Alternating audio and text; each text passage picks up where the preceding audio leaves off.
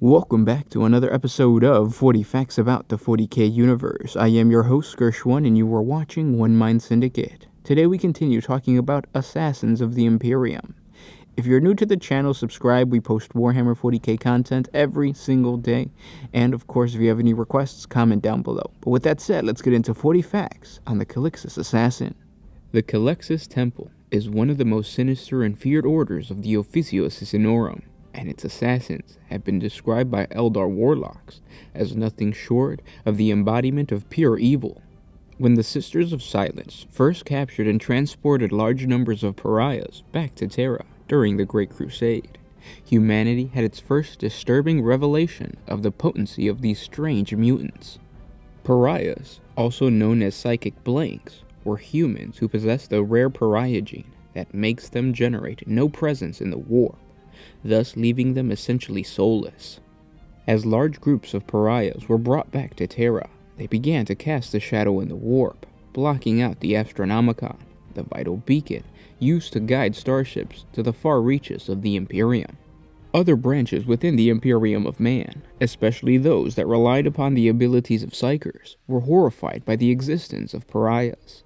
Several members of the Council of Terra sought to have pariahs outlawed outright, like any other dangerous mutant, tasking the Sisters of Silence with the ruthless extermination of any more pariahs that they found, just as they eliminated renegade psychers who presented a threat to humanity.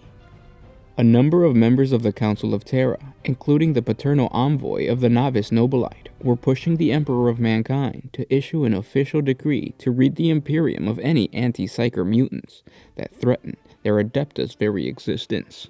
This was unfortunate, for the Officio Assassinorum had been working in secret with the Magos biologists and genitors of the Adeptus Mechanicus, on an order of Malcador the Sigillite, the Regent of Terra, and the founder of the Officios as the first Grand Master of Assassins, to see if it was possible to harness the pariah's strange abilities and use them to kill psychers.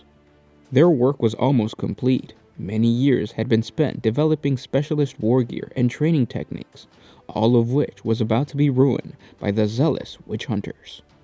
Fortunately, the Emperor never had to issue an official decree, for at Malcador the Sigillite's behest, the Adeptus Mechanicus announced that it was ending the Pariah Project, making a great show of closing down its laboratories and executing many of the specimens it had tested there. However, closer study of the fragmentary imperial records from this time reveals that the number of executions did not match the number of pariahs contained within the laboratories of the Mechanicus. Working in collusion with the Officio Assassinorum, the Adeptus Mechanicus spirited away the most promising pariahs to a specially constructed fortress hidden on Terra, beyond the reach or knowledge of the more zealous branches of what eventually became the Adeptus Terra after the Horus Heresy. It was there that the Culexus Temple, originally known as the Culexus Clade, was born in its modern form under the direction of its first Director Primus, the individual known only as Sire Culexus. Culexus had sworn an oath alongside Malcador and the other 5 Director Primus of the newborn Officio Assassinorum to defeat every enemy of the Emperor, no matter where or how they sought to hide from imperial justice.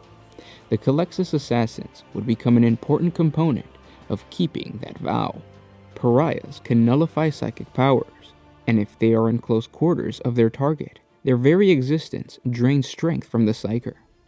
Culexus assassins therefore specialize in psyker hunting, most notably of Eldar warlocks and rogue human psykers. Culexus assassins have been shown to be useful at combating demons, as demons are entirely composed of psychic power drawn from the warp, and give form in real space only so long as they have a link to the immaterium. A Culexus assassin carries no gun or hand-to-hand weapon, for he needs none and would be distracted by their use.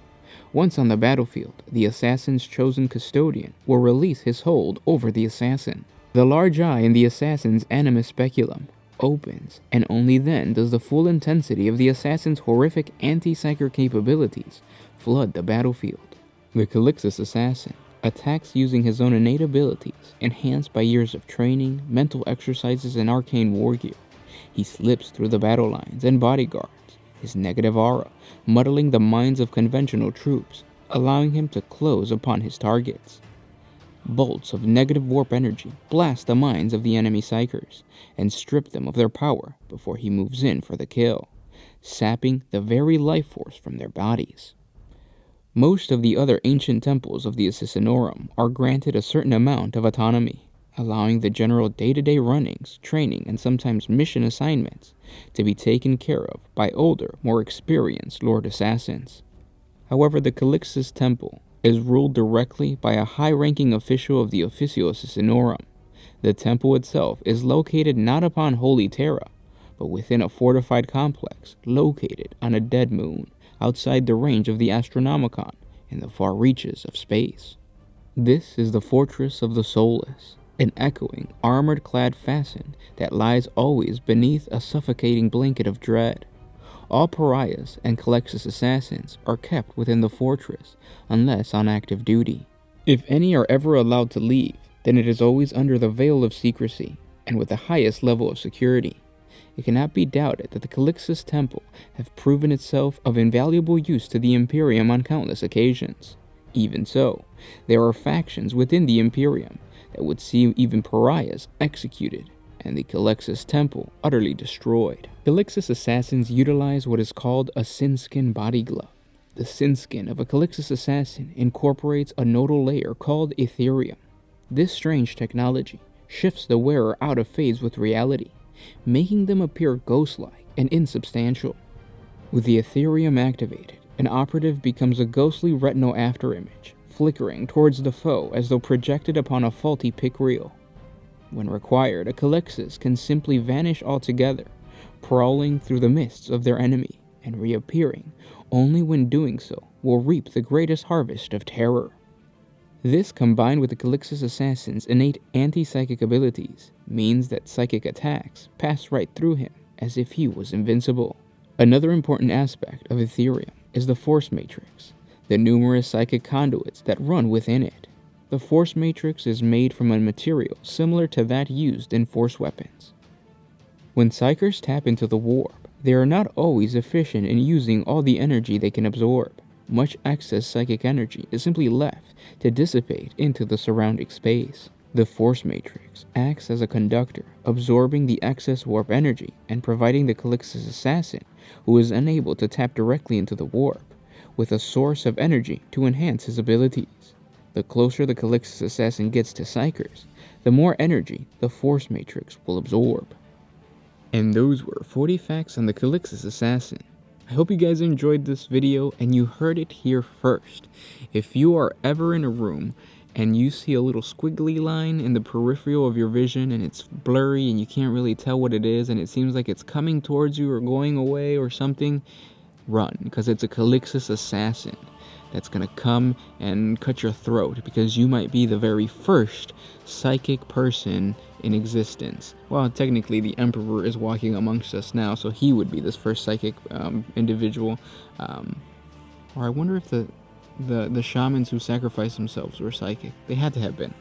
Either way, watch out. That squiggly line means death, so be careful. If you guys like these videos, please share them with your friends on Facebook, Twitter, or whatever social media you guys use. And if you have any requests, just comment down below with that request. And again, if there's any video series that we started and we did not finish, let us know, and I will try my best to get that going once again, like the Bad App War. I feel like I've said that so many times. I'll get to it. If you want to support us a little bit more, jump on over to Patreon. A simple $1 a month helps us create more videos for you guys. If you can't, we understand. Simply by liking, commenting, sharing on Facebook, Twitter, your forums, that really helps out the channel. You're telling YouTube, hey, this content is awesome. It's coming out every single day, and you need to promote these guys. And that's what YouTube does. So help us out by sharing and all that good stuff. With that said, guys, Merry Christmas to you if you celebrate. And of course, I hope you get all the units you were asking for, if not a Games Workshop gift card, something along those lines. Thanks for everything, and I'll see you tomorrow. This was Gershwin with One Mind Syndicate, signing out.